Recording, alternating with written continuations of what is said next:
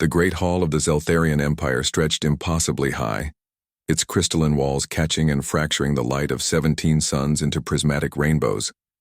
At its center, the obsidian throne rose like a mountain of black glass, upon which sat Empress Valithra, her forearms adorned with the rings of 1,000 conquered worlds. Around her, representatives from 43 species formed a perfect circle, each maintaining the precise distance their rank demanded. Today marked the 573rd cycle of unity, when the Empire celebrated its dominance over the known galaxy. Every species had been catalogued, studied, and assigned their proper place in the hierarchy. The Krill served as warriors with their natural armor and battle fury. The Etherians provided technological advancement with their crystalline minds. The Valeri handled logistics with their hive consciousness. Each race had found their role, their purpose, their ceiling. All except one. Captain Sarah Chen stood in the defendant circle, her simple military uniform a stark contrast to the elaborate robes and biomodifications surrounding her. She was unremarkable by galactic standards. No natural weapons, no telepathic abilities, no enhanced longevity.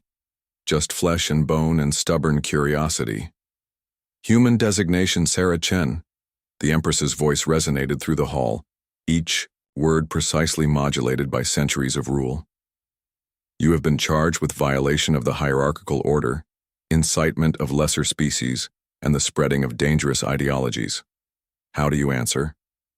Sarah raised her head, meeting the Empress's 6 eyes without flinching. Around the circle she could see representatives shifting uncomfortably. The Devrani ambassador's tentacles writhed with nervous energy. The silicon-based Morphec delegate's geometric form pulsed with uncertain patterns. Even the proud Krill warrior caste seemed unsettled. I answer with a question of my own, Your Majesty. A collective intake of breath echoed through the hall. No one questioned the Empress. The hierarchy was absolute, divinely ordained, scientifically proven through millennia of observation and testing. You dare, began General Thrackmore of the Krill, his battle-scarred mandibles clicking with rage. The Empress raised one hand, silencing him instantly. Her ancient eyes studied Sarah with newfound interest. Speak your question, human. Let it serve as evidence of your species' fundamental inability to accept proper order.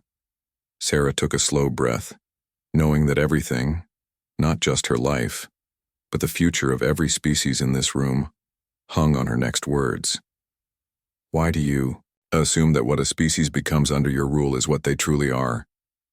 The silence that followed was deafening. It stretched across seconds that felt like hours, broken only by the subtle hum of the hall's energy field. Explain, the Empress commanded, though something in her voice had changed. Sarah gestured toward the assembled delegates. The Devrani serve as your agricultural specialists because you found them tending underwater crops. But did you know they also compose mathematical symphonies?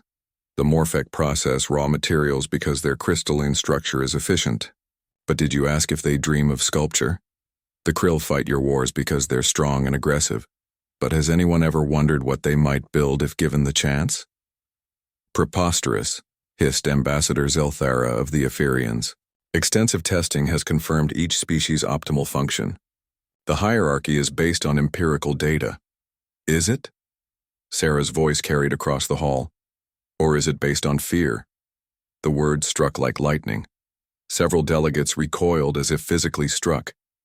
Every test you conducted, every evaluation you made, was performed on conquered populations, defeated peoples, broken spirits. Sarah's voice grew stronger. You never studied what we could become. You only measured what we were willing to become to survive. Emperor Valethra leaned forward on her throne, her 4 arms gripping its edges. And what would you become, human, given this supposed freedom? I don't know, Sarah admitted, and the honesty in her voice made it ring like a bell. None of us do. That's the beauty of it. The Devrani might discover new forms of mathematics that revolutionize space travel. The Morphec might create art that reshapes how we see reality. The Krill might invent philosophical frameworks that transform how we understand existence itself. She looked around the circle, seeing something she'd never seen before in the faces of the alien delegates. Recognition, fear, hope. But I'll tell you what humans might become. We might fail spectacularly. We might succeed beyond imagination. We might disappoint you, surprise you, or exceed every expectation. Because that's what happens when you don't put a ceiling on potential. The Empress was silent for a long moment. When she finally spoke, her voice carried the weight of millennia of absolute rule. The hierarchy has maintained peace for over 30,000 cycles. Has it? Sarah challenged. Or has it maintained control? Because I've seen your reports, Your Majesty. Rebellion on 14 worlds this cycle alone. Species growing restless, questioning their assigned roles. The Devrani, developing new technologies they're not supposed to understand. The Morphec creating underground art networks. Even some Krill questioning whether eternal warfare is truly their highest calling. The hall erupted in whispers, quickly silenced by the Empress's glare. But the damage was done. The truth was out.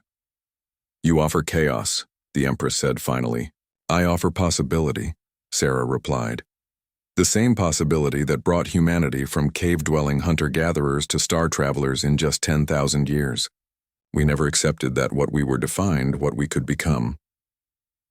The Empress stood slowly, her towering form casting shadows across the assembled delegates.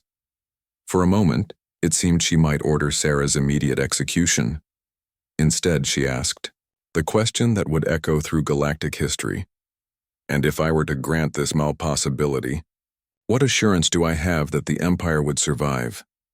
Sarah smiled, and in that smile was all the audacious confidence that had carried humanity from Earth to the stars.